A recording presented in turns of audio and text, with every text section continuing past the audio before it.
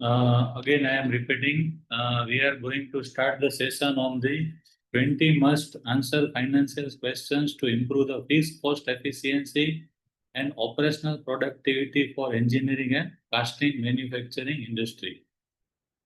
Now, we will go through this session, and the session is divided into the four sections.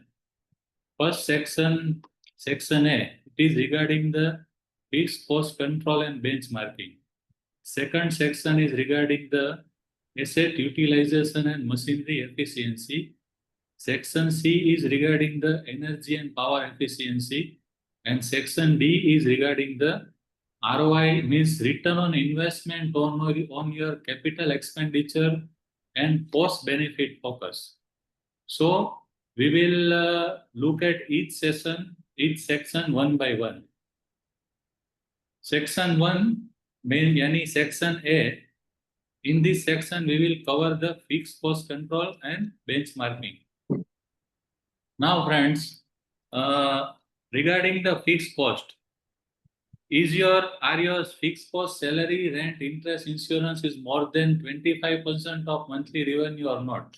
तो आपके business में जब भी आप आपका profit and loss account check करते हैं तो कभी आपने चेक किया है कि आपका जो फिक्स एक्सपेंस है वो आपकी सैलरी का, आपका जो मंथली सेल्स है उसका कितना परसेंटेज है, बराबर, या लेस देन 25% है या मोर देन 25% है?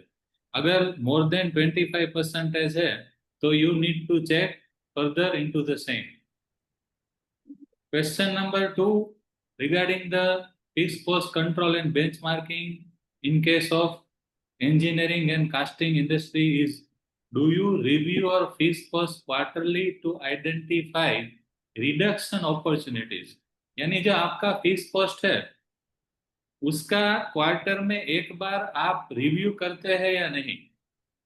तो रिव्यू में आपके पास ऐसी कोई सीट है, एक्सेल सीट में आप ट्रैकिंग करते हैं कि पिछले क्वार्टर में कितना फिक्स कॉस्ट था, means what was the percentage of fix cost compare to the revenue in this quarter.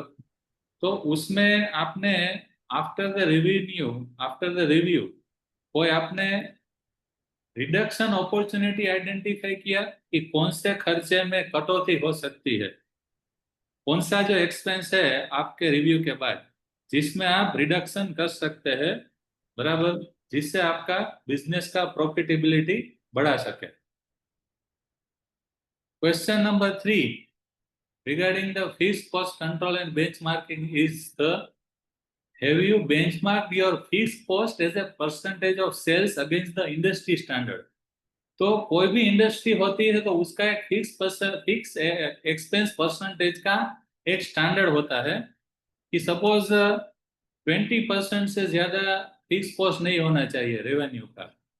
तो आपकी जो इंडस्ट्री है उसका जो स्टैंडर्ड है उससे आपने अपना actual percentage of fix cost कभी कंपेयर किया है कि सपोज इंडस्ट्री का 20% है तो आपका कितना है, 15% है, 22% है? अगर ज्यादा है तो आपको उस पर एक्शन लेने की जरूरत है. और first of all you will have to find out the reasons why it is more than the industry average. Question number 3, regarding fixed cost control and benchmarking is the, are all fixed cost items justified with the actual business output or capacity utilization? यानी आपका जो unit है manufacturing unit, उसका जो production capacity है उसके हिसाब से आपका fix cost whether it is justified और नॉट. कभी आपने ये एनालिसिस किया है कि आपकी प्रोडक्शन कैपेसिटी इतनी है तो उसमें फिक्स कॉस्ट इतना ही होना चाहिए, इससे ज्यादा नहीं होना चाहिए? तो ऐसा कभी आपने एनालिसिस किया है? Have you done this type of analysis earlier और not? Question number 5, regarding fixed cost control and benchmarking, have you recently renegotiated a fixed cost agreement regarding, say for example, rent, interest rate, annual maintenance contract, etc. तो जो भी आपके fix cost है उसका recently आपने expense reduce करने के लिए रीनेगोशिएशन किया है आपके वेंडर के साथ, बराबर। जो भी आपका बैंक का आपका जो सीसी प्रोवाइड करता है, ओवरड्राफ्ट फैसिलिटी प्रोवाइड करता है, या कोई भी एनुअल मेंटेनेंस कॉन्ट्रैक्ट है, या आपका जो भी प्रीमाइसिस का ओनर है उसके साथ रेंट रिड्यूस करने के लिए निगोशिएशन किया है कि नहीं। Now we are going to the section B. This is regarding the asset utilization and machinery efficiency. So, question number 1 in this section is the what is your current machine utilization rate compared to its rated capacity? यानी जो भी machine की capacity है जो आपने define की है उसके सामने उसका यूटिलाइजेशन कितना हो रहा है, ऐसा कोई रेशियो है आपके पास? कि सपोज कोई मशीन है उसका पर मंथ का प्रोडक्शन कैपेसिटी है सपोज 100 टन है, तो उसके सामने आपका प्रोडक्शन मंथली कितना निकलता है? 50 टन निकलता है, 70 टन निकलता है, कितना यूटिलाइजेशन रेट है आपका, बराबर। तो अगर ये आपके पास फिगर है तो उसके बेस पे आप उसमें उसका एनालिसिस और रिव्यू करके उसमें इंप्रूवमेंट ला सकते हैं। क्वेश्चन नंबर 7 यानी question number 2 in asset utilisation machinery efficiency is your production schedule align with maximum machine uptime और शिफ्ट एफिशिएंसी। तो आपका जो प्रोडक्शन शेड्यूल है तो वो उसके हिसाब से है कि आपकी जो मशीनरी का जो एफिशिएंसी है वो पूरा का पूरा आप यूज कर सकते हैं। Now question number 3 in asset utilization and machinery efficiency is do you track the unproductive hours downtime due to maintenance or changeovers? तो आपका जो मैन्युफैक्चरिंग का अनप्रोडक्टिव टाइम जाता है due to maintenance down time, तो उसका कोई ट्रैकिंग है आपके साथ आपके पास, ताकि वो टाइम टू टाइम ट्रैक कर सके, आप उसमें रीजन फाइंड आउट करके उसमें इम्प्रूवमेंट ला सके कि किस रीजन की वजह से डाउन टाइम है ज्यादा, मेंटेनेंस का डाउन टाइम। तो इसमें आप इम्प्रूवमेंट ला सकते हैं अगर ये डेटा आपके पास अवेलेबल है तो। Now friends, question number 4 regarding the asset utilization and machinery efficiency is there a preventive maintenance schedule in place or it is followed consistently? तो आपके बिजनेस में आपका जो प्रोडक्शन शेड्यूल है उसमें प्रिवेंटिव मेंटेनेंस शेड्यूल है या करेक्टिव मेंटेनेंस होता है? तो अगर प्रिवेंटिव मेंटेनेंस शेड्यूल है then it is good and better to follow the same, वो कंसिस्टेंसी फॉलो होना चाहिए।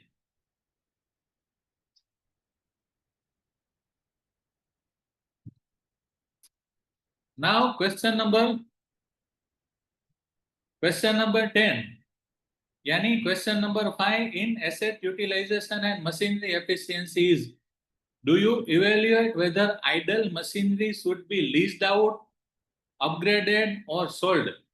आपके बिजनेस में कोई ऐसी मशीनरी पड़ी है जो आइडल है, बराबर।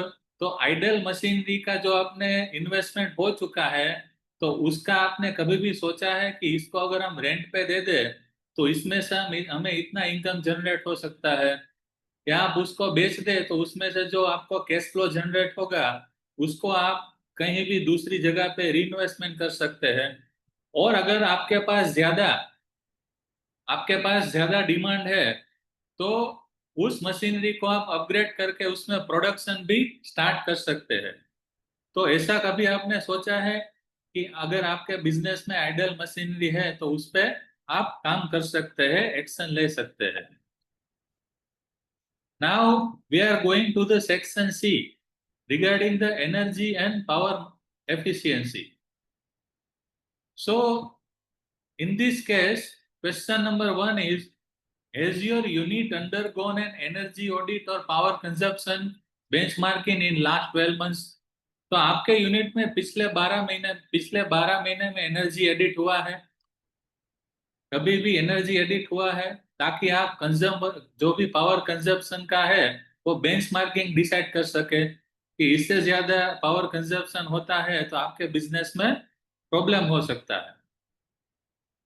Now question number 2 in energy and power efficiency, do you track the electricity and fuel usage per metric ton in your business? तो per metric ton electricity and fuel usage का tracking आप करते हैं कि per metric ton आपका electricity consumption कितना है, fuel consumption कितना है, पर शिफ्ट आपके बिजनेस में इलेक्ट्रिसिटी कंजप्शन कितना है, फ्यूल कंजप्शन कितना है। तो अगर आप ट्रैक कर सकते हैं तो इसमें आप इंप्रूवमेंट ला सकते हैं। Question number 3 regarding the energy and power efficiency is, are there separate energy consumption KPI for each major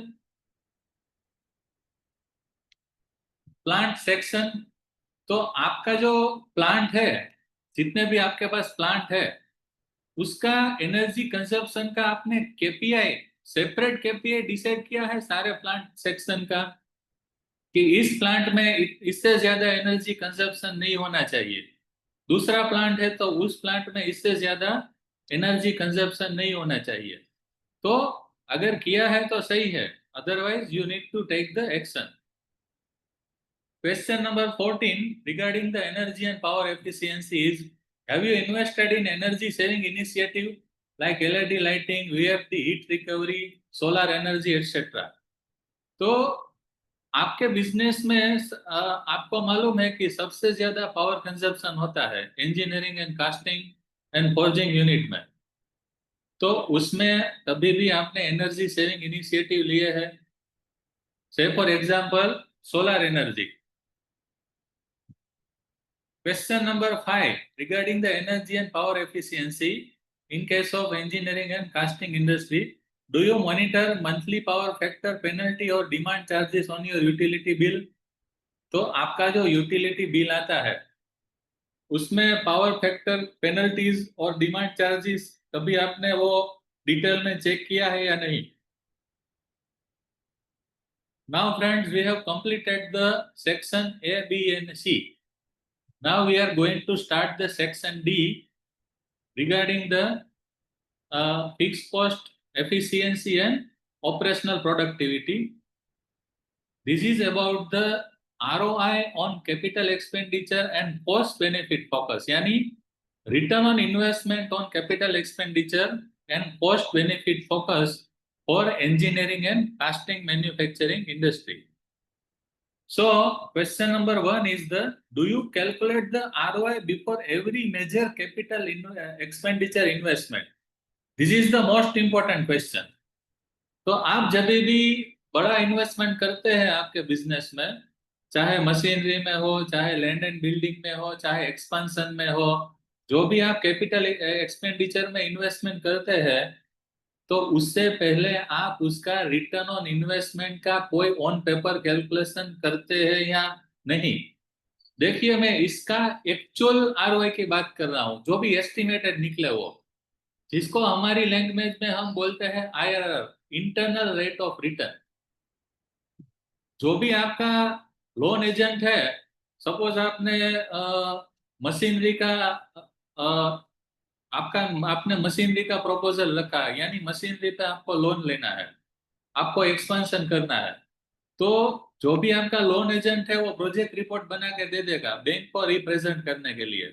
I am not talking about this project report, I am talking about the estimated cash flow generation report, यानी इस machinery में investment करने के बाद आपके business में कितना cash inflow generate होगा, यानी नेट कैश कितना इनफ्लो, नेट कैश इनफ्लो कितना जनरेट होगा ईयर ऑन ईयर, तो उसके बेस पे रिटर्न ऑन इन्वेस्टमेंट का कैलकुलेशन होगा।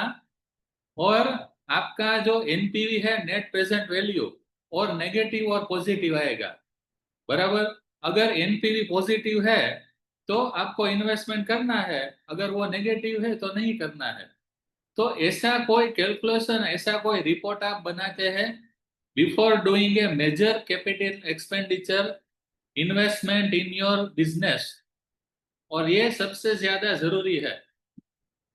और अगर नहीं बनाते, जो लोग ऐसा रिपोर्ट और ऐसा कैलकुलेशन नहीं करते, वो अपने गट फीलिंग पे, एक्सपीरियंस और गट एक्सपीरियंस पे, एक्सपीरियंस के बेस पे वो डिसीजन लेते हैं। और जिसका कोई गारंटी नहीं होता है कि वो आगे जाके कितना आपको रिटर्न जनरेट करके देगा, और देगा या नहीं। कई सारे लोगों को मैंने लॉस करते हुए भी देखा है, बराबर, कि विदाउट कैलकुलेशन उसने मशीनरी में इन्वेस्टमेंट कर दिया, बराबर, उसने कोई भी कैलकुलेशन नहीं किया आरओआई का, कितना cash flow inflow, cash inflow generate होगा, कितने टाइम पे होगा, कब हमारा इन्वेस्टमेंट पूरा का पूरा रिकवर होगा, उसका कोई कैलकुलेशन नहीं करता। ये मोस्ट इंपॉर्टेंट है। Now question number 2 regarding the ROI on capex and cost benefit focus. Have past capex project met expected saving output efficiency level?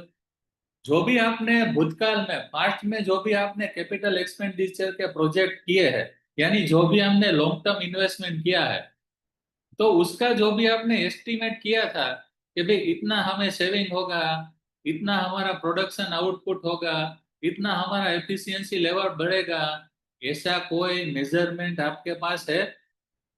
After doing an investment, suppose suppose before making and before doing additional investment आपका return on investment 15% था, 15%, और आपने 2 करोड़ का investment किया।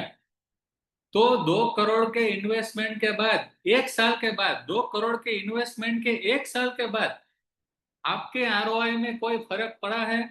आपके return on investment में कोई बढ़ोतरी हुई है?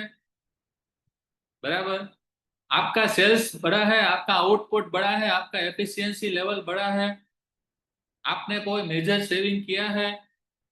these figures must be tracked.